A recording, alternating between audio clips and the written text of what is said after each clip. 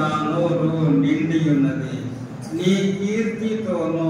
నువ్వెంత కీర్తనీయుడువో, నువ్వు ఎంత కీర్తి గలవాడువో, నువ్వు నీకున్న కీర్తి, దేవా నీకున్న కీర్తి లోకంలో ఎవ్వరికి లేదు. అంత కీర్తి గలవాడి నీవు. నీ కీర్తితోను నీ ప్రభావ వర్ణనతోను, నీ ప్రభావాన్ని వర్ణించగలను, నేను వర్ణించగలను. నీ ప్రభావాన్ని నేను వర్ణించగలను. నీ ప్రభావం ఎంత గొప్ప తెలిసిన వర్ణించగలను. ఇక్కడ ఏమంటాడు? నీ కీర్తితోను నీ ప్రభావ వర్ణనతోను దినమంతయు నా నోరు నిండి ఉన్నది. హృదయం చూస్తా ఉంది. ఒక మాట హృదయం నిండింది, దాన్ని బట్టి నోరు మాట్లాడుద్ది. హృదయంలో ఏమి నిండింది దావీదుకు? తన జీవితంలో తనకు వచ్చిన కష్టాలు, శ్రమలు అన్నింటిలో కూడా దేవుడు బలమైన ఆశ్రయంగా ఉండి బలపరుస్తూ ఉన్నాడు, ధైర్యపరుస్తూ ఉన్నాడు, ఎంతో ధైర్యపరుస్తూ ఉన్నాడు. అట్టి దేవుని గురించిన కీర్తి, తర్వాత ఆ ప్రభు యొక్క ప్రభావం ఉంది. ఆ ప్రభావాన్ని తనకు తాను వర్ణించుకుంటా ఉన్నాడు. తన హృదయంలో దేవుని ఆత్మ వాళ్ళకి నేర్పిస్తూ ఉన్నాడు, తెలుపుతుంది, వాళ్ళకి తెలియపరుస్తూ ఉన్నాడు. ఆయన ప్రభావం లోపల ఎంత వర్ణించుకుంటా ఉన్నాడు. ఈ లోపల ఉండేటువంటి ఆయన కీర్తి కానీ, ఆయన ప్రభావ వర్ణన కానీ ఇది హృదయం నుంచి వస్తూ ఉంది. హృదయం నుంచి వస్తుంటుంటే ఎక్కడ దాకా వచ్చింది? నోటి దాకా వచ్చింది. నోరు నిండిపోతా ఉంది. నిండకుండా ఏం చేయాలి? నోరు నిండకుండా ఉండాలంటే ఏం చేయాలి? నిండకుండా ఉండాలంటే కూడా నీళ్ళు మోస్తున్నాము.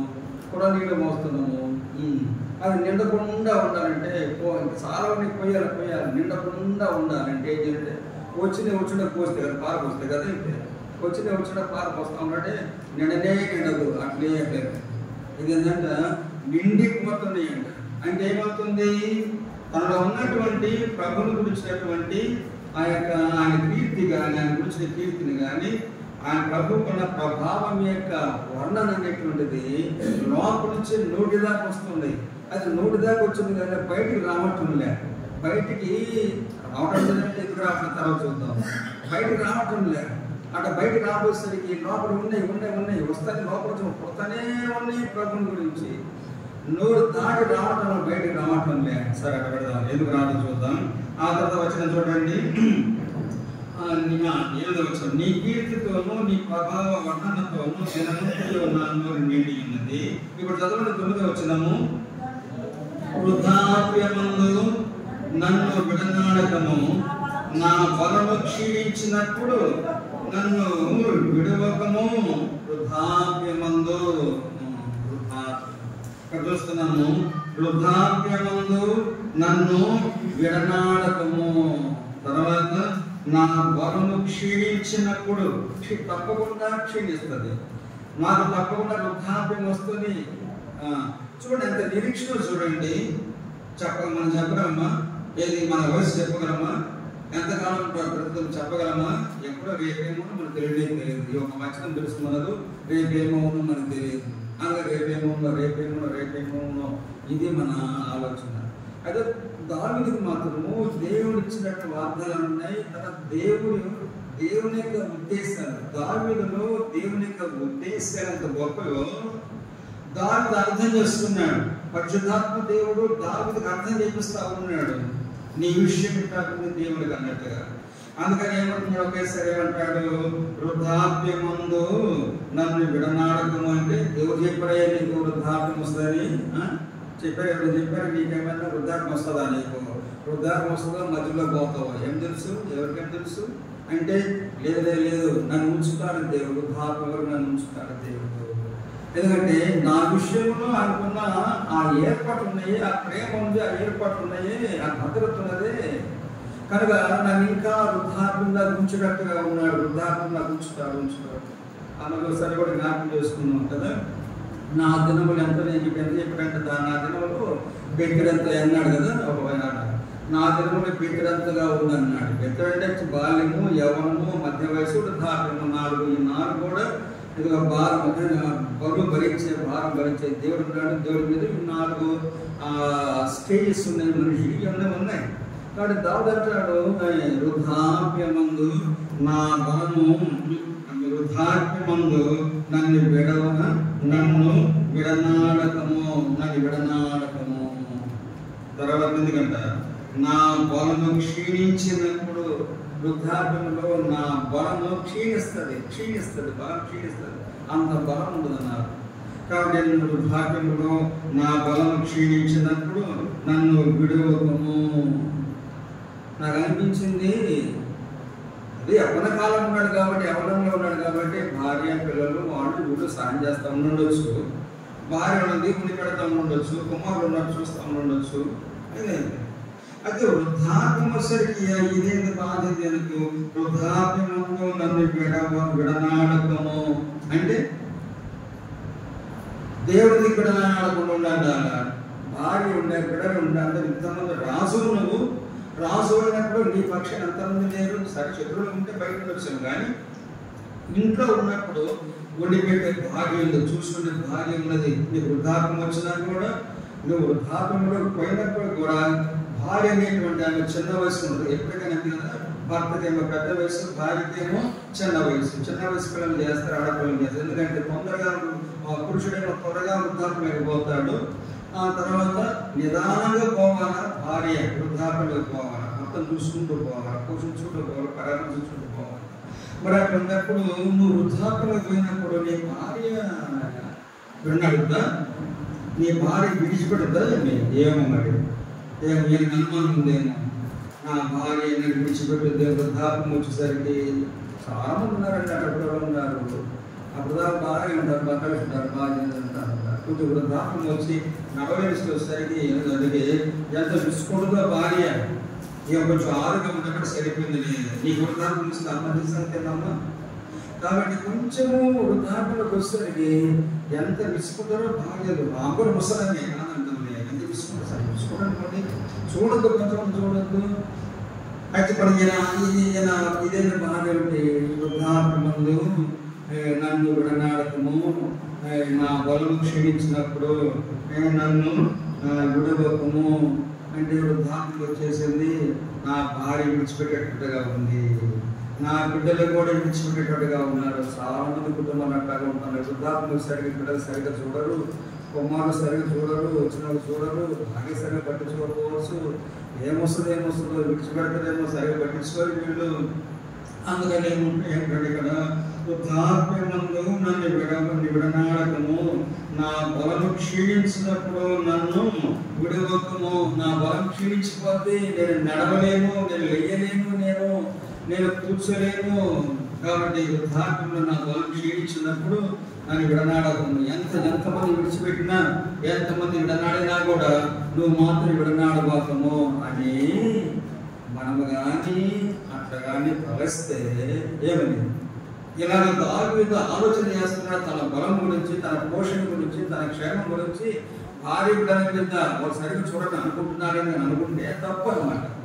అది చాలా తప్పు. దాని కంటం లేదు అంటే అర్థం ఏంటి, దావీదు అటువంటి ఆలోచన లేదు. తన భార్య ఎటువంటిదంటే, తన భార్యలు కానీ బిడ్డలు కానీ దావీదుకు వృద్ధాప్యం వచ్చినప్పుడు, ఇది వృద్ధాప్యం రాకముందు చేసుకునే విన్నపం అన్నమాట. ఇది ముందుగా విన్నపం చేస్తా ఉన్నాడు, దేవుడు ప్రార్థన చేస్తా ఉన్నాడు. అయితే దావీదుకి ఏం పట్టలేదు కదా. ఇప్పుడు వృద్ధాప్యం వచ్చినప్పుడు, ఆయన వృద్ధుడైనప్పుడు చలికి వాళ్ళు ఉడుగుతామంటే వాళ్ళు ఏర్పాటు చాలా గొప్పది, వాళ్ళు ఏర్పాటు చేశారు కొన్ని చాలా గొప్పది అన్ని కూడా. కాబట్టి వృద్ధాప్యం వచ్చినప్పుడు భార్య కానీ బిడ్డలు కానీ ఉన్న సహా అన్నట్టు వాళ్ళందరూ కూడా ఇప్పుడు కూడా దావీదును విడిచిపెట్టలేదు. అంటే మరి ఇప్పుడు చేసిన ప్రార్థన అయ్యుండవు సార్, ఇప్పుడు చేసాడు కాబట్టి ప్రార్థన, అప్పుడు వాళ్ళు స్నానం చేసినాడు అన్నారు సార్. అక్కడ కూడా కానీ కదా, ఎందుకంటే శ్రేష్టమైన వాళ్ళని అట్లా అనుకుంటే ఇప్పుడు చాలా మంది భర్తలకు చాలా మందికి అనుమానం వస్తుంది. దావీదుకి అంత అనుమానం వచ్చిందే, ఏమనుమానం ఆయనకే ఇంత అనుమానం వచ్చింది. వృద్ధాప్యంలో నా భార్య విడిచిపెట్టేదేమో, నా బిడ్డ విడిచిపెడితే ఇప్పుడు చూడకూడదు మాకైతే మాకు ఎవరినోడు వాళ్ళ వణుకుంటూ వచ్చాయేమో. రేపు పెళ్ళైన తర్వాత వృద్ధాప్యం వచ్చిందని నా భార్య పట్టించుకోదేమని, నేను ఆ పిల్లలు పట్టించుకోదేమని అనుకోని ఆయనకి వచ్చింది తలంపు. మా గతి ఏంది, రాజునే పట్టించుకోకపోతే మేమెంత ఆపడాలు అని చెప్పి అనుకుంటారా? అట్లా కానే కాదు. దేవుడు మనకిచ్చినటువంటి భార్య, దేవుడు మనకిచ్చిన బిడ్డలు అట్లా, లేక దేవుడు సహోదరునికి ఇచ్చిన భర్త, దేవుడు సహోదరునికి ఇచ్చిన పిల్లలు నమ్మకంగా ఇచ్చాడు దేవుడు. చాలా ప్రేమ వాడు దేవుడు. అందుకని బిడ్డలలో ఆ ప్రేమ ఉంచాడు దేవుడు, ఆ ప్రేమను ఉంచాడు దేవుడు. క్రీస్తు ప్రేమ మీలో నిలబడాలి. క్రీస్తు ప్రేమ కనుక ప్రభువునందు విశ్వాసం ఉంచిన వారిలో క్రీస్తు ప్రేమ ఉంటున్నది. క్రీస్తుని బట్టి ప్రేమించడం, క్రీస్తుని బట్టి ప్రేమించడం.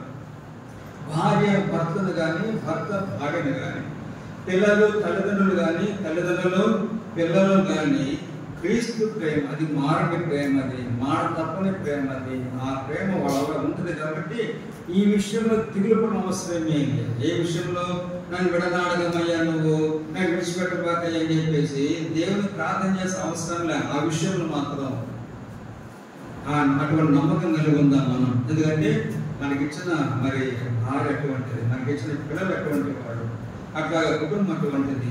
కాబట్టి ఈ విషయంలో ఏమాత్రం మనము విచారించకుండా, ఏమాత్రం మనము అల్పవిశ్వాసం ఉంచుకోకుండా నమ్మకం కలిగి ఉంటాము, నమ్మకంగా ఉంటాం.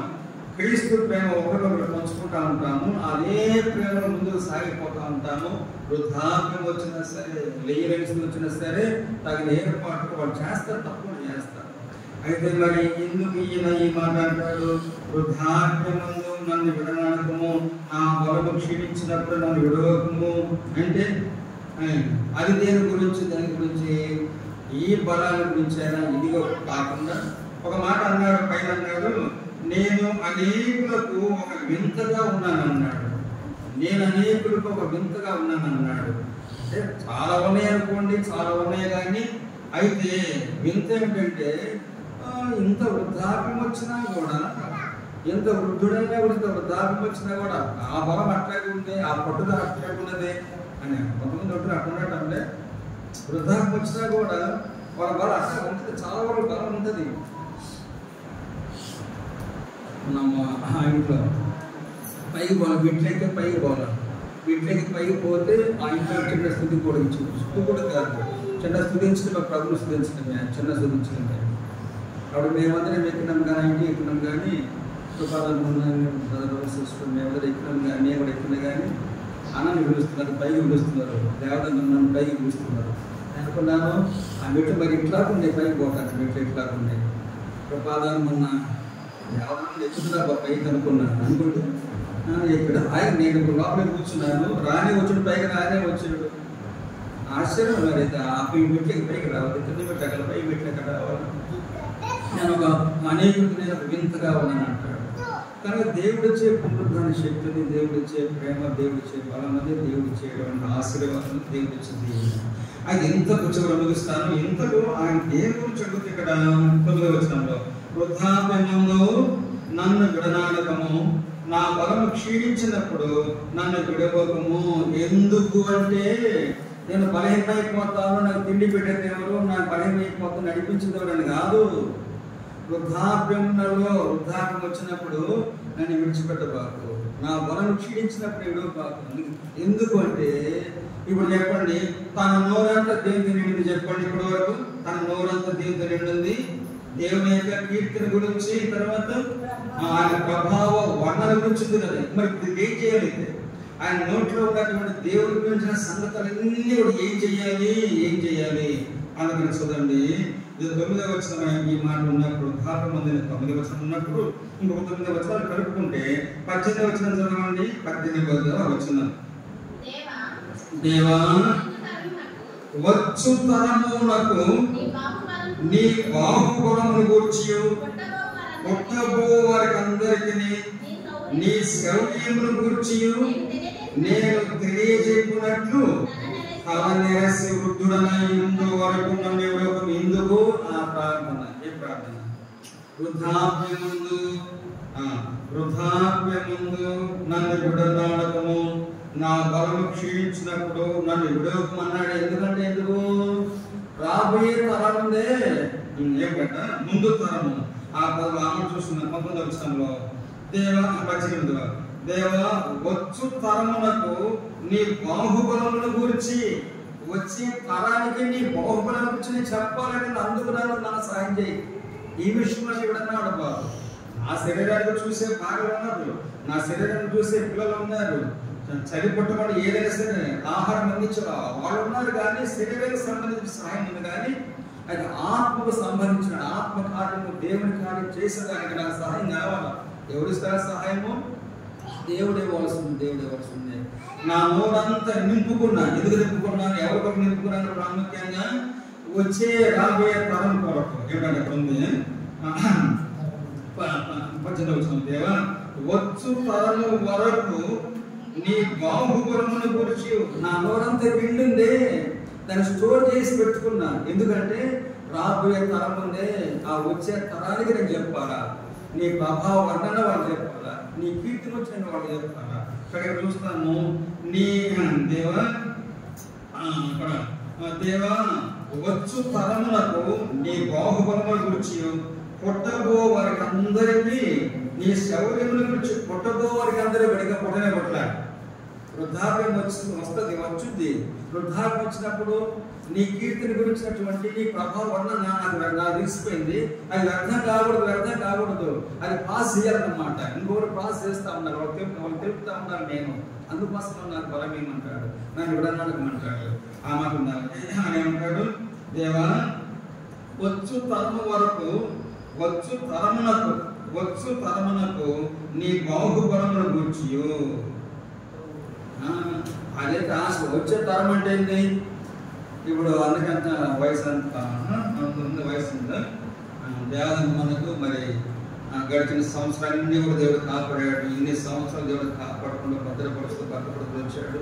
అనేకమైన దేవుడి ఉద్దేశం చొప్పున అనేక కార్యంలో వారి ద్వారా దేవుడు దర్యాప్తు చేసుకుంటూ వచ్చాడు. దేవుని ఉద్దేశం అది, దేవుని తీర్మానం అది, శ్రేష్టమైన తీర్మానము. మరి అనే విషయంలో ఆయన సంకల్పం అనేది దాని ప్రకారం జరిపి చేసుకుంటూ వచ్చాడు. అయితే సమయం లేదు కానీ సాక్షి ఇప్పుడు భలే ఉండేది కదా. సమయం లేదు కానీ మీరు కానీ సమయం ఇస్తే 5 నిమిషాలు అంతేనా? బాల్యము, యవ్వనము, ఇప్పుడు వృద్ధాప్యం 3 కొన్ని జీవితం బాగుంది అనిపిస్తుంది నాకైతే. ఏమవుతుందా సార్ నేను కొంచెం ఎట్లా అంటే అంత అవకాశం ఇవ్వండి, అవకాశం ఉందా కొంచెమే. కాబట్టి కొన్ని చెప్తున్నాడు. ఈ మధ్య కలుసుకున్నాం కదా, ఆ బాల్యంగా చేసే పనులు సాహసమైన కార్యాలు. ఏది బావిలో దూకి బావి దిగి నీళ్ళు పట్టు చాలా గొప్పదన్న. సరే ఎన్ని కూడా చాలా బలమైనటువంటివి. సరే ఎట్లాంటి పెడితే శరీరంగా పెడితే ఆత్మీయ జీవిత విషయంలో, ప్రభు విషయంలో, భక్తి విషయంలో, పరిచర్య విషయంలో, దేవుని గురించిన ఆసక్తి విషయంలో వారికి ఉన్నటువంటి ఆలోచన, అనుకున్నటువంటి ఆసక్తి లాగా ఉన్నది. అవి చెప్పుకుంటూ వస్తున్నప్పుడు గొప్ప సంగతి లేదు. అది ఇప్పుడు నా ఆశను దాల్మరాజు ఆశ ఉందంట. వచ్చు తరం వారికి అన్నట్టే పెద్దవాడు అయిపోతున్నాడు, వృద్ధుడైపోయాడు కూడా ఇంకా ఉంది, కొంత వయసు కూడా ఉంది, నిలబెడతాడు. అయితే ఈ తరం అయిపోయిన తర్వాత వచ్చే తరం ఉంది కదా, రాదు ఇంకా తరం ఉంది కదా. వచ్చే తరం వాళ్ళకి ఎవరు చెప్తారు, వాళ్ళకి ఎవరు బోధిస్తారు, వాళ్ళకి ఎవరు నేర్పిస్తారు. వచ్చే తరము రెడీగా ఉన్నారు, యవనస్తులు రెడీగా ఉన్నారు. వాళ్ళ ప్రభువులకి రావాల. వాళ్ళు కుమారులు కానీ కుమార్తెలు కానీ తర్వాత మనుల సంతానం కానీ వాళ్ళు రాబోతున్నారు. వాళ్ళు రావాలా, వారికి నేను చెప్పాను వాళ్ళకు. అందుకని విడన్నాడు బాబు, అందుకని విడిచిపెట్టారు బాబు. సరే బాగుంది, ఆశ బాగుంది, బిడ్డలు పుట్టారు కాబట్టి, మనములు పుట్టారు, కుమారులు ఉన్నారు, కుమార్తెలు ఉన్నారు, మన సంతానం ఉంది కాబట్టి వారు రాబోయే తరము వారు చెప్తే బాగుంటుంది. అటువంటి కనుక చూడు ఎంత ఆశ. ఏమంటే పుట్టబోయే వారి కోసం అంట. ఇంకా పుట్టాలా అంటే ఇంకా వాళ్ళు ఉంటారు బాబా, నేను ఉంటాను బాబా, ఇంకా పుడతారే. వాళ్ళు ఎవరు చెప్తారయ్యా, వాళ్ళకు ఎవరు చెప్తారు కాబట్టి పుట్టే వాళ్ళకు కూడా చెప్తాను. ఎందుకంటే మా అమ్మ చెప్పింది నాకు ఎప్పుడు పాలు తాగేటప్పుడు చెప్పింది, పాలు తాగేటప్పుడు నాకు చెప్పింది కాబట్టి నేను నేర్చుకున్నాను. కాబట్టి నాకు విశ్వాసం పుట్టించారు కాబట్టి పిల్లలు పుట్టారు, ఇంకా కుమారుల పిల్లలు పుట్టినా, మనవడి పిల్లలు పుట్టినా కూడా నేను ఎత్తుకుంటాను, చిన్నగా ఎత్తుకుంటాను, నేను నేర్పిస్తా. పుట్టబోయే వాడు మోసం ఇంకా ఆగి ఉన్నాడు, ఆగుతాడు అంటారు. చూడు ఎంత పెట్టుకుంటాను. ఏం ఆశ అంటే ఆ వృద్ధాప్యంలో ఇంకా ఎందుకు చిగురు పెట్టాలా అన్న ఆశ ఏమిటి? దేవుని గురించి నేను చెప్పాలి వాళ్ళకు, దేవుని గురించి నేర్పించాలి వాళ్ళకు. ఒకసారి మనవుడికి చెప్తున్నాడు అన్న, నేను చూస్తుంటాగా మనవుడికి చెప్తున్నాడు, మైక్ పెట్టేటప్పుడు చెబుతుంటాడు. నాకేమో 5 విసుకుంటారు పిల్లలు అనుకుంటా, 5 విసుకోరు పిల్లలు విసుకుంటారు. అంటే ఆ హక్కు ఉంది, ఆయన ఆ అధికారం ఉంది. గట్టిగా చెబుతాడు, మంచిగా చదువుతాడు, బాగానే చదువుతాడు. ఆ రావటం అన్నమాట. అది ఆశ. కాబట్టి మరి అన్ననంతగా దేవుడు కాపాడి భద్రపరిచాడు. ఇన్ని సంవత్సరాలు దేవుడు ఆయుష్కాలం పొడిగిస్తూ అనేకమైన కార్యాలు ప్రభువులు శారీరకంగా చాలా ఉన్నాయి, అద్భుతాలు ఉన్నాయి, ఆశ్చర్యాలు ఉన్నాయి, ఉన్న బలం ఉందనుకోండి. ప్రభులు కూడా వారు చేసిన కార్యాలు చాలా గొప్పవి. ఇక ముందు కూడా చేయటానికి కొరకై నూతన బలము దేవుడు ఇవ్వాలి, ఇస్తాడు కూడా. అటువంటి ఆలోచన ఉంది దేవునికి. వృద్ధాప్యమందు కనుక వాళ్ళు చిగురు కూడా పెడతారు కదా, ఆ చిగురు పెట్టి చిగురు కొనడం వల్ల ఇంక మళ్ళీ చిగురు వాళ్ళు కొమ్మలు పెట్టాలి, ఇంక కొమ్మలు పెట్టాలి. కోరిక, అవును, దేవుని కొరకు కోరిక. ఏదో సంపాదిస్తాను, లోపల సంతోషిస్తాం కాదు. ఇంకా ఉంటే బాగుండు, ఇంకొంచెం ఉంటే ఇంకొన్ని సంవత్సరాలు ఉంటే బాగుంది, నీ గురించి చెప్తాను, నీ పని చేస్తాను కదా. ఇది ఆశ, ఆయన యొక్క ఆశ. కాబట్టి మన ఆశ కూడా ఏంటంటే ఇంకొంచెం ఆయుష్కాలం పొడిగిస్తా బాగుండు, దేవుని పని చేయాలి, దేవుని పని ఇంకొంచెం దేవుని పని చేస్తానండి. ఇటువంటి ఆశ. సంపాదించుకుంటే దేవుడు ఇస్తూనే ఉండడానికి అది వేరే. కొంచెం ఒక రోజు పొడిగించిన దేవుని కార్యం చేయాలి అన్నట్టు ఈ ఆశ కలిగినప్పుడు దేవుడు తప్పకుండా బలపరుచుగా చేస్తాడు. మరి ప్రార్థన చేస్తామా? పెరుమాటం కదా ఏం కలేదు బాగుంటుంది ఆయన అరడు వాణి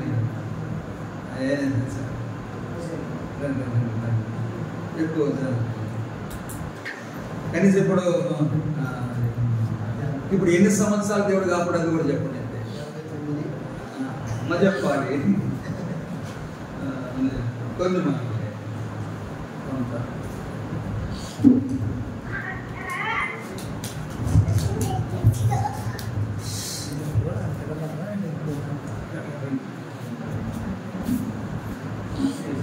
ఆన్లైన్ రాత్రి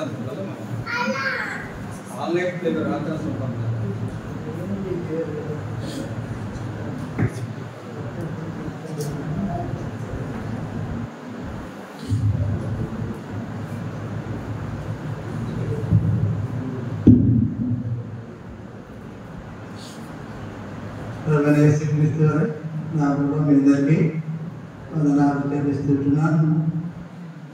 మరి సన్నివేశాన్ని దానికి చాలా చెప్పట్లేదు, నేను మటుకు ఎందుకంటే నాకు ఇలాంటి కార్యక్రమం అంటే కొంచెం అంతగా మరి నచ్చేది కాదు. నా బర్త్డే ఎప్పుడు జ్ఞాపకం వస్తుందంటే ఈరోజు ఎంత 3వ తేదీ, 4వ తేదీ జ్ఞాపకం ఉంటుంది. బర్త్డే 4వ తేదీ జ్ఞాపకం. కానీ అలాంటిది మరి ఏర్పడేదేమో. మరి ఇప్పటికి నాకు 52 సంవత్సరాలకి ఈరోజు 50వ సంవత్సరం ప్రవేశించాను. నా లక్షణాల వాళ్ళు కూడా మరి చాలా ఉంది. కానీ వాస్తవంగా మరి దానికి చెప్పినట్టుగా మా దగ్గర రక్షణ లేని కుటుంబం. మా తల్లిదండ్రులు ఉపాధ్యాయులుగా ఉన్నప్పటికీ మా తాతలు మా అందరూ, కానీ మా కుటుంబంలో రక్షణ లేదు. ఆ తర్వాత మా సహోదరికి రక్షణ లేదు, నాకు లేదు. ఎందుకంటే చాలా పెంచులుగా ఉంది కదా కదా. భర్తలు రక్షించబడ్డారు, దేవుని సేవ చేసుకుంటారు. ఆ తల్లిదండ్రులకు రక్షణ లేదు, కానీ దేవుని సేవ చేస్తారు. అది కూడా కాలంలో దేవుడికి మరి దేవుడు ఎందుకంటే గ్రామాల ఉపాధ్యాయులు వాళ్ళు అన్ని చేస్తుంటారు, దేవుని సేవ కూడా చేస్తారు. కానీ అయితే విషయం ఏంటంటే నేను అప్పుడు కూడా ఆలోచించాను, రక్షణ లేని మన కుటుంబంలో రక్షణ పెట్టిన దైవసేవుని యొక్క కుమార్తెను నాకు వివాహానికి సిద్ధపడడం ఏంటి అని ఆలోచించాడు. ఆ తర్వాత నాకే నేను సాటిస్ఫై అయ్యాను. ఏంటంటే ఆమె కూడా రక్షణ లేదు కదా, ఆమెతో రక్షణ లేదు కాబట్టి మరి దేవుడు సంకల్పం అనుకున్నాను. సరే ఎట్లే బట్టి కూడా మరి మాకు వివాహమైంది, 69లో వివాహమైంది. అప్పటికి మరి మా 4 తమ్ముడు, ఆయన అప్పటికి 5 సంవత్సరాల వయసు ఉంటుంది. మరి 6 తమ్ముడు కూడా ఆయన కూడా మరి వాళ్ళందరికీ ఏమేమి గురువులు, మాకు మా నాయకుడు. కొన్ని పరిస్థితుల్లో ఉంటుండగా మరి ఎలా చేయాలి? మా నాయన రిటైర్మెంట్ కూడా దగ్గరలో ఉంది. ప్రభు ఒక రాత్రి మాట్లాడాడు, నువ్వు సేవకు రమ్మలేదు కానీ నువ్వు రక్షించుకోవడం అన్నాడు. అది తెల్లవారితే ఉద్యోగం వస్తుంది. కానీ దేవుడు మాట్లాడుతూ ఉంటున్నాడు. ఒక తెల్లగడమ్మాయి వచ్చి ఆయన ఎంతగా ప్రయాసపడ్డా నేను లోపడ్డాను. ఏంటంటే నాకు తెల్లవారితే ఉద్యోగం వస్తుంది, ఇంతవరకు తండ్రి గారి కోసం జీవిస్తూ వచ్చాను, కాబట్టి కష్టపడి ఏదో చదువుకున్నాను, వాళ్ళు చదివించారు. కాబట్టి నాకేంటంటే ఇంకా ఉంది అవకాశం, అది మెయిన్. ఇంకా లోకంలో తిరగాలి. అంతకంటే ఎక్కువ చెప్పేది ఏమన్నా. ఆయన ఎంతో ప్రయాసపడ్డాడు. లాస్ట్ ఫైనల్గా ఆయన ఒక డెసిషన్ పెట్టారు, మరి ఎప్పుడు రక్షించబడ్డాము. చాలా ముఖ్యంగా ఉంది ప్రాంతం రత్నాలు చూసి. అప్పుడు నేను ఉన్నటువంటి ప్లేస్ కూడా ఏదంటే క్లబ్లో, అంటే నాకు ఆట రాదు కానీ నాకు ఎక్కడిక్కడ వెళ్ళటం లేదు కాబట్టి రాసుకొని నుంచి వచ్చి ఆ క్లబ్లో పడుకుంటాను.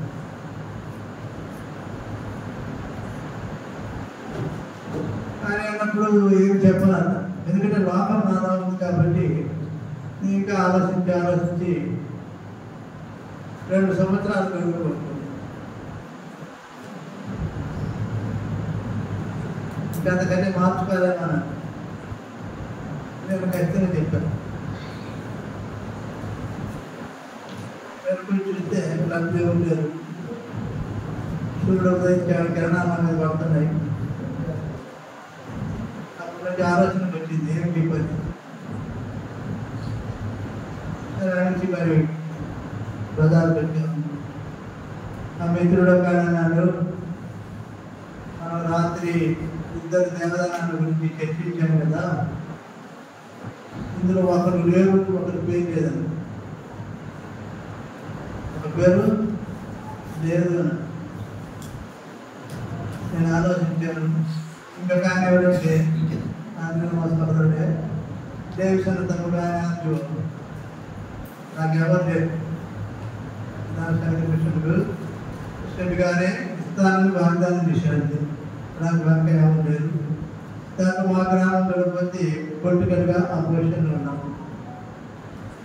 అప్పుడు తీర్మానం ఎవరు లేరు, నేనేంటని చెప్పి వాళ్ళ దగ్గరికి వెళ్ళాను. అందరూ చూడగా తల ఉంచుకున్నాడు, సాంప్రదాయాలు అన్నాను.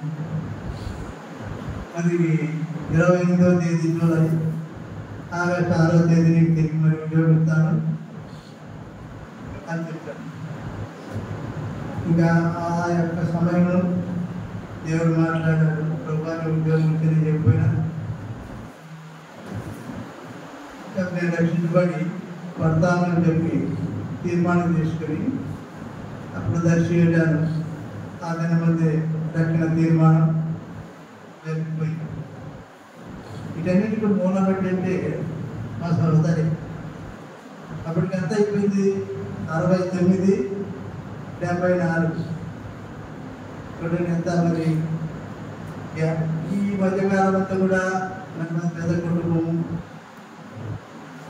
వ్యవసాయం ఉంది కనుక వ్యవసాయం నేనే చేశాను. మా 2వ తమ్ముడు. ఎందుకంటే మరి ఎలా మరి అందరి కోసం దూరంలో మా తండ్రి గారి కనుకరించి జరిపిస్తూ వచ్చాడు. కానీ వస్తుంది ఆయన 6వ తేదీ అన్నాడు. 6వ తేదీ కృష్ణుడు గారి ఆర్ట్స్ రాకుండా శత్రువు అది మిస్లీడ్ చేసి, ఎందుకంటే అక్కడ జిల్లా పరిషత్తులో కంపోజిషన్ ఉంది. రమణారెడ్డి గారని మా అంతా క్లాస్మేట్, ఆయన కూడా కాంటాక్ట్ చేస్తే మరొక గారు బాగానే ఉంది, మీ అభివృద్ధి అంతో ఇంత ఏదైనా రకం రేట్లు ఉంటే ఉంటుంది ఏమో కొండ గారి దగ్గర నేను లెటర్ ఇస్తే అమలు కూడా పోతుంది. నేను లెటర్ ఇచ్చాను ఉంటుంది, మీ మీద అభిమానా కాబట్టి విత్తానాలు కూడా ఇయ్యను. సార్ నేను అట్లా వదిలేనంట బాగాలేదండి, లేదు సార్ ఇవ్వండి తర్వాత విషయం. కాబట్టి ఆ విధంగా గడిచిపోయింది. నేను ఇంకా మరి వ్యవసాయం చేసుకుంటూ ఉన్నాను. ఇంకా ఉద్యోగ విషయం మానేసాను. అందరన్నా ఉద్యోగాలు అది చదువు కట్టడంలో కూడా మరి 1974 సంవత్సరం మరి జూలై నెల 6వ తేదీన నేను దర్శిలో మా సిస్టర్ ఎంగేజ్మెంట్లో ఉన్నాను. దేవుడు అక్కడికి పంపించాడు. అప్పుడు జ్ఞాపకం చేసుకున్నాం ఆ తెలగడం అని చెప్పి టైం సరిగా ఉన్నది. తెలగడాన్ని చెప్పినటువంటి నేను కోరుకున్న రీతిగా ఆ జన్మ అప్పటికి 2 కుమార్తెలు పుట్టారు. పెద్ద అమ్మాయి 2వ అమ్మాయి 2 కుమార్తెలు పుట్టాడు. 3వాడు జాగ్రత్త కూడా సిద్ధంగానే ఉన్నాడు. కాబట్టి ఈ రీతిగా మరి ప్రభువు తన ఉద్దేశ ప్రకారంగా నడిపించుకుంటూ వచ్చాడు. అన్ని కుటుంబాలు జరిపించాడు. 4 నుంచి 7 వరకు ప్రభు పనులు మరి సాగిపోటుకు దేవుడు సహాయం చేశాడు. బిడ్డలు కూడా ఆ రీతిగా ఆశీర్వదిస్తూ వచ్చాడు. మొదటి దినంలో కూడా ఆ రీతిగా మరి దేవుడు ఆశీర్వదించి నిత్యత్వంలో ప్రభుత్వం ఉండాలని నేను ఆకాంక్షిస్తూ మీరు కూడా నా పట్ల అలాంటి ఆకాంక్షతోటి ఈ దినం యొక్క మరి సంఘ ప్రాంతాల్లో కుటుంబ ప్రాంతాల్లో జ్ఞాపకం తీసుకోవాలని ముగిస్తున్నాను. రైతుల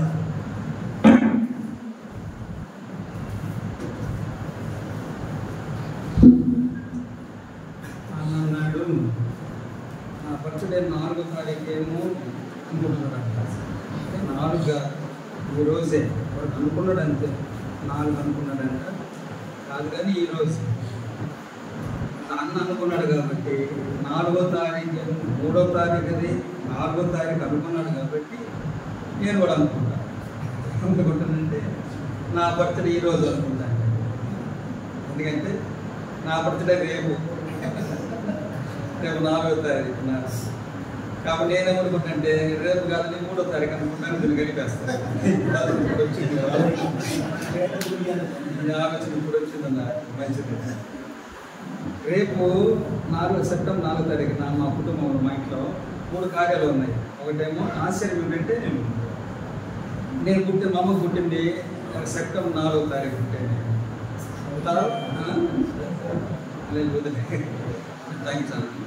సెప్టెంబర్ 4వ తారీఖు నేను పుట్టాను. గడిచిపోయింది ఎంత అయిపోయింది. తర్వాత 19వ సంవత్సరం వచ్చినప్పుడు చదవడానికి తెనాలికి పోతే అక్కడ అనుకోకుండా మారు ముడుచుకున్న తర్వాత 2 రోజుల తర్వాత అనుకున్నాను ఎప్పుడైనా సాక్షి చెప్పాలి కదా, నేను ఎక్కడైనా సాక్షి చెప్పాలంటారు కదా.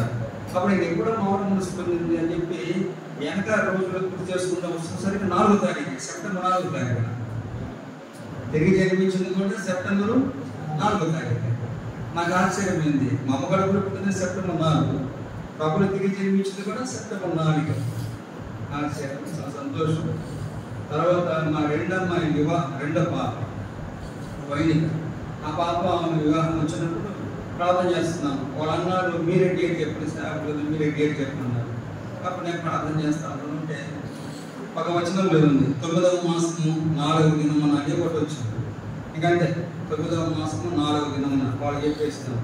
డేట్ ప్రకటించాడు 9వ నెల సెప్టెంబర్ 4వ తారీఖు అని. అట్లా జరిగిపోయింది.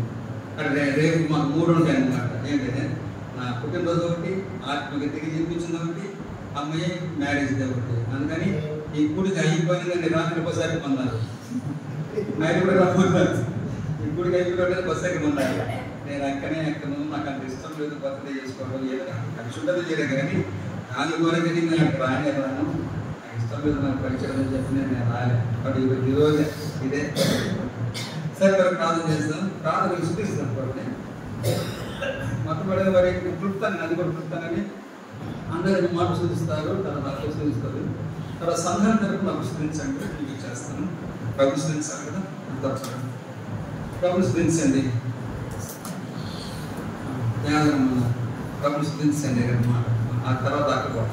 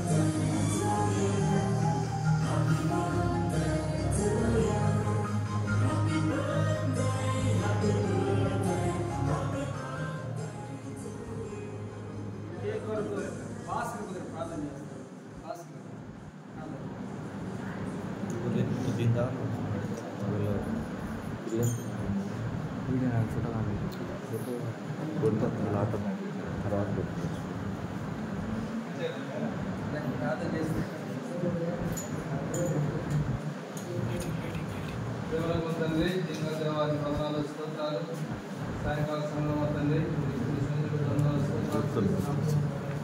దాసుని కాపాడుతుంది వందనాలు స్తోత్రాలు సంవత్సరాలు కాపాడి 20 సంవత్సరాలు ప్రవేశపెట్టినందుకు వందనాలు స్తోత్రాలు నాకు తోడుగా ఉన్న దేవుడు దాసుడు తోడుగా ఉండి కాపాడుతుంది వందనాలు చేస్తున్నాం తండ్రి ఏకం చేస్తున్నా మీరు సహాయం చేయండి మీరు జీవితంలో దేవాన్ని సాక్షిగా జీవించడంలో భయంకరంగా జీవించడంలో కావాల్సిన ఆరోగ్యము క్షేమం దయచేసి మీరు బలపరచుకొని ఘనత మీకు చెల్లిస్తూ నామంలో ప్రార్థించి స్తుతించుకుంటున్నాం తండ్రి.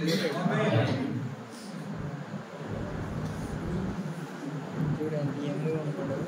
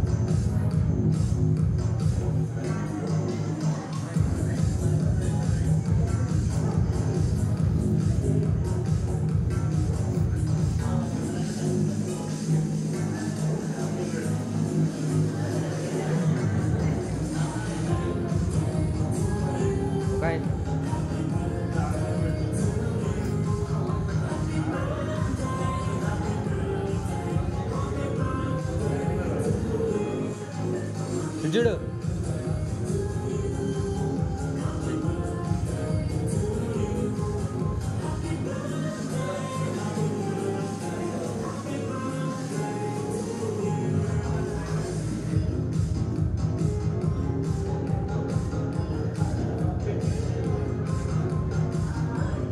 ఇదిగో ఇటు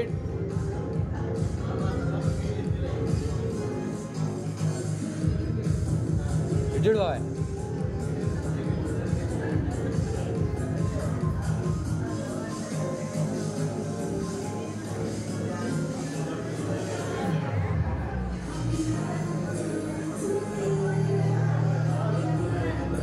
చూడండి చూడండి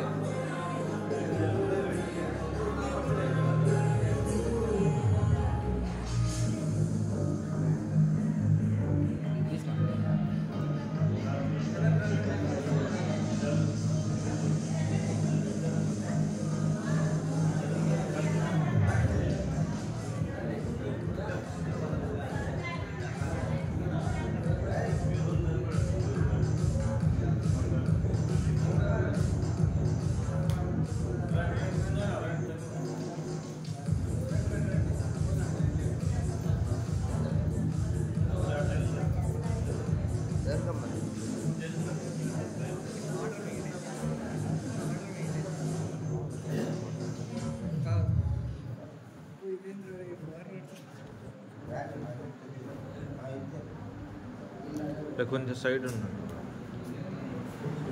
కొద్దిగా సైడ్ ఉన్నాడు. మీరు ఇద్దరు కొంచెం సైడ్ కానీ రాదు మళ్ళీ చిన్న ఆయన ఎడ్డాడు.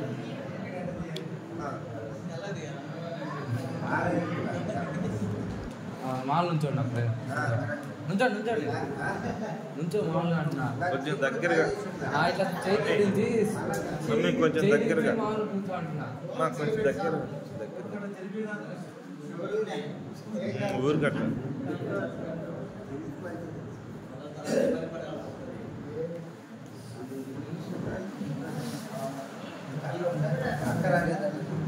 బండి పక్క చుట్టూ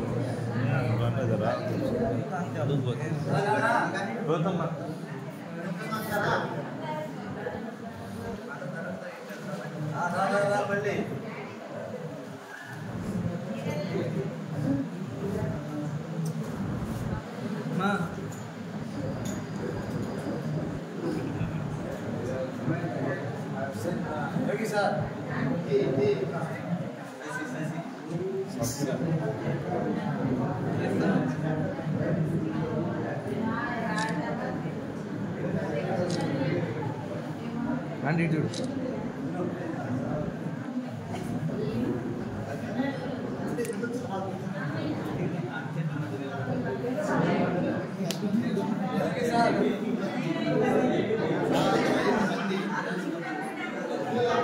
వీడియో లైట్ బాగా వస్తుంది వీడియో.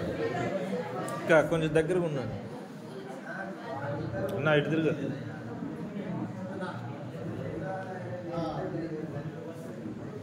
అది ఈ ఫోటోలు ఈ వీడియో అదే తిందు డాడీ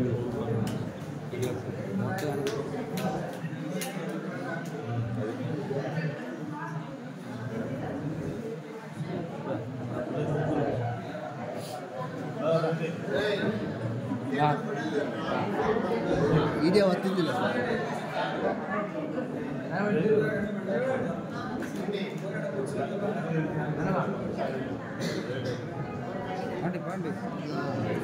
కొంచెం నేను దీన్ని కొద్దిగా ముందు పెట్టుకుంటా కూడా.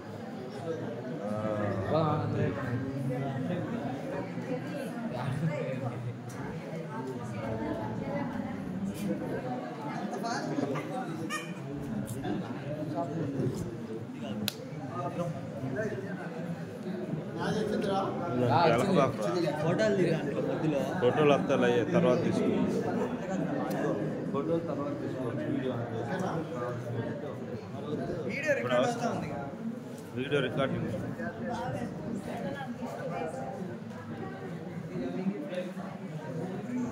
మీరు అర్థం లేదు వచ్చే వాళ్ళకి వీడియో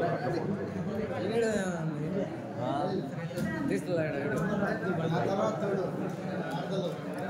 అక్క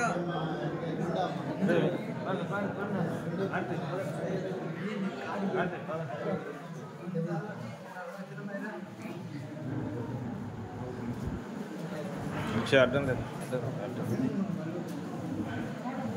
నువ్వు డాడీ తిరుగు.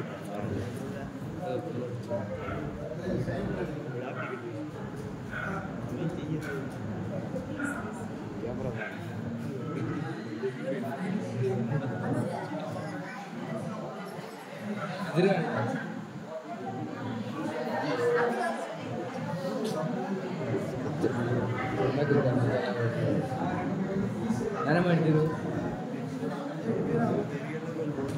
ఒక నిమిషం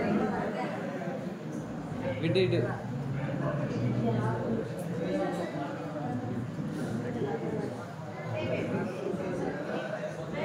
దగ్గర ఉండరా చెందొచ్చు.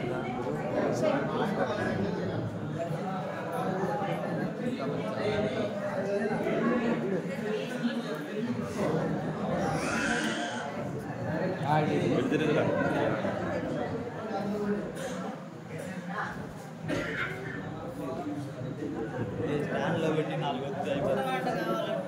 అన్నీ వస్తుంది వీడియో అయిపోయింది. ఇంకేం ఒక నిమిషం అందరూ అవుతారు.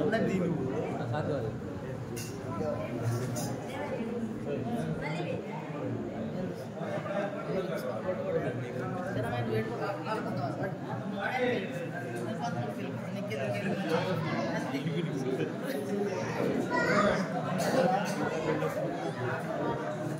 వాటర్ ఎట్లా తప్పలాగా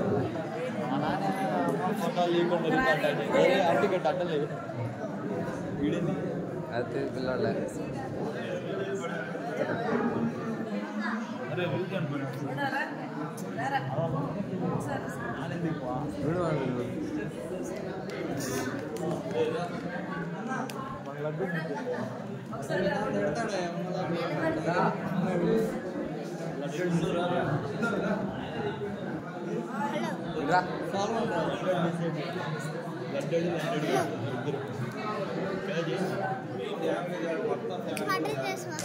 ఒక నిమిషం రెడీ రా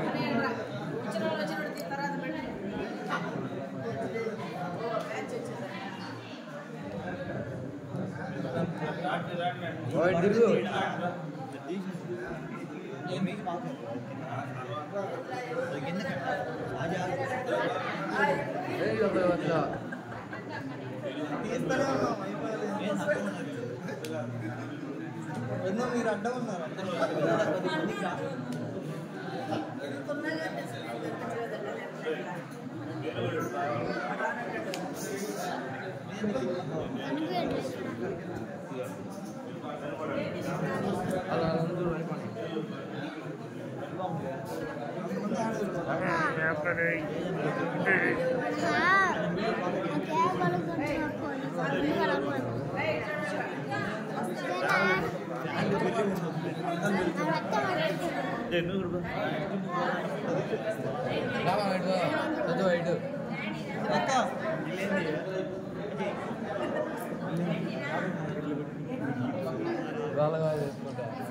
కాదు నిలబడండి బతులాడు నువ్వు కూడా బాగా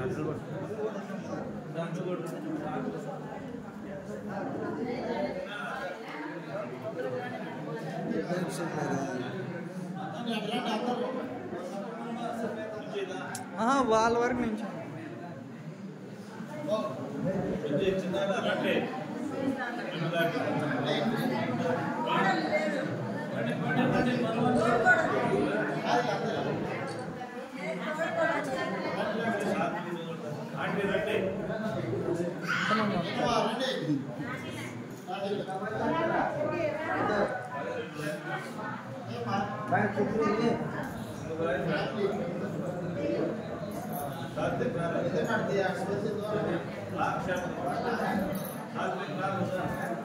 ఎవరు తీస్తారా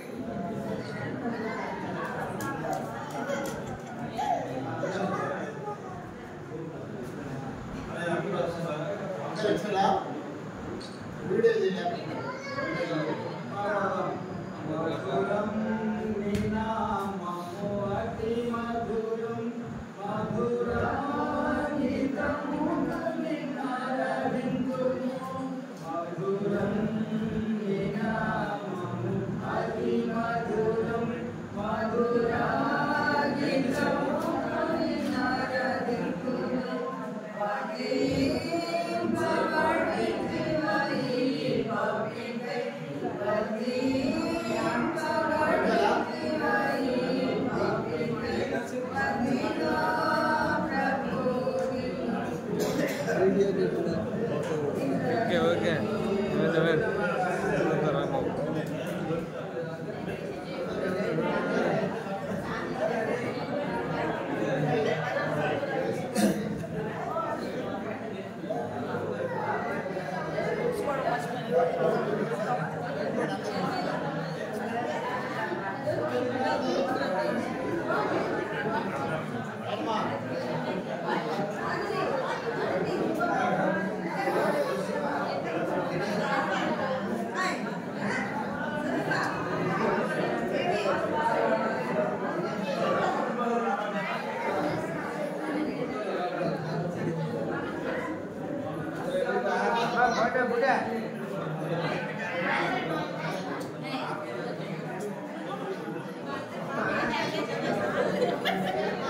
రండి మీరు రండి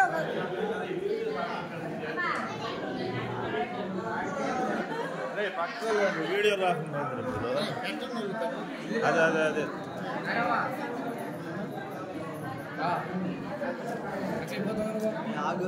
బ్రెయిన్కి జరగండి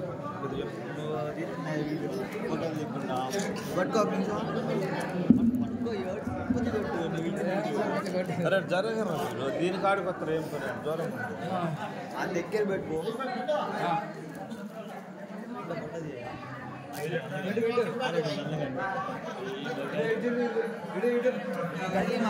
వెళ్ళిపోతున్నావు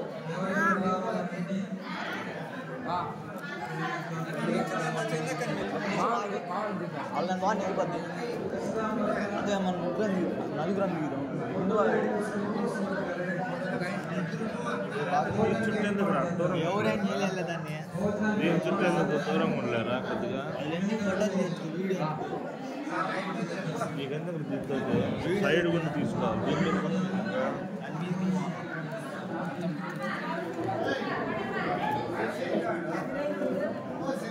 వాళ్ళిద్దరు రమ్మను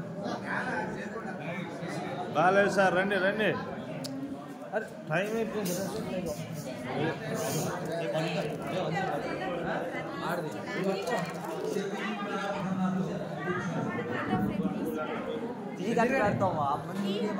నువ్వు నిలబడ్డావా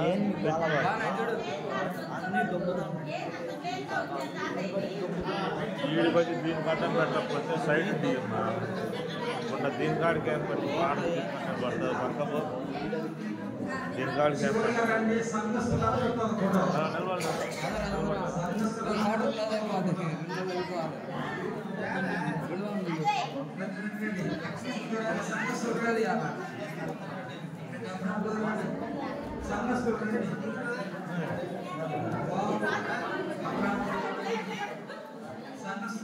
తిరగాలి అక్కడ తిరుగు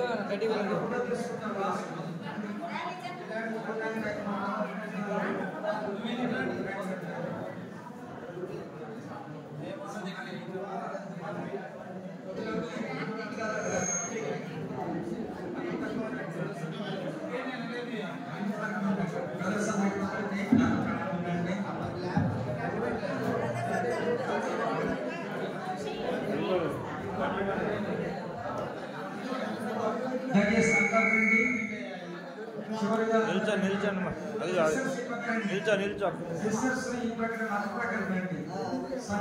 నిల్చోమా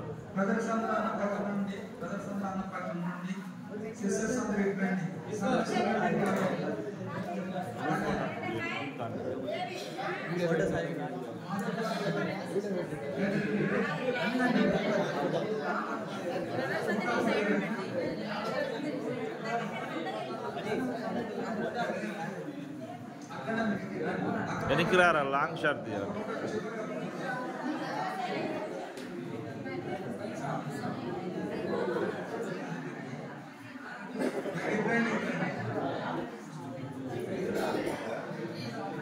అజయ్ పక్కన సంఘస్థులందరితో చివరిగా రెండు దయచేసి అందరూ రండి సంఘస్థులండి రెండు అక్కపక్క రండి సిస్టర్ అక్కపక్క రండి ప్రదర్శన అక్కపక్క రండి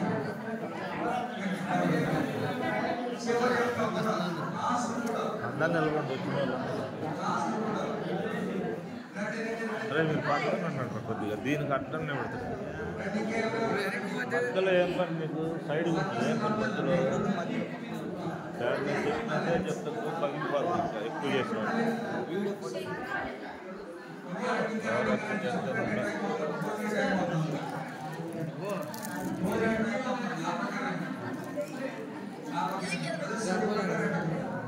ఆగే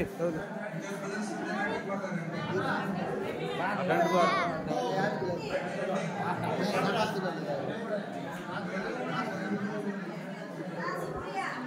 ఆగ్రా రే ఆగ్రా ఆగ రోజు లేని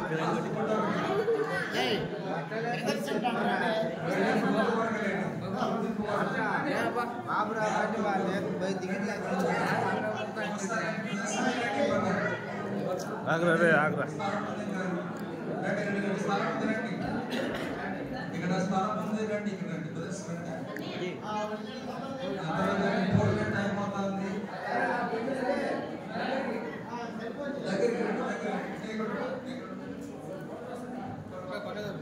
రే కొంచెం ఎన్నికి జరగాలా వెనక్కి జరగ కొంచెం సైడ్ ఉంటుందా వీడియో తీసుకోవాలి వచ్చిన మీకు ఫొటోస్ పెట్టాలి మీరందరూ నిలబడతారు ఇప్పుడు ఇదేనా వచ్చింది అక్క ఇప్పుడు కొడితే ఫోటో వస్తుంది అది ఫోటో వచ్చింది వీడియో వచ్చింది ఇప్పుడు రెండు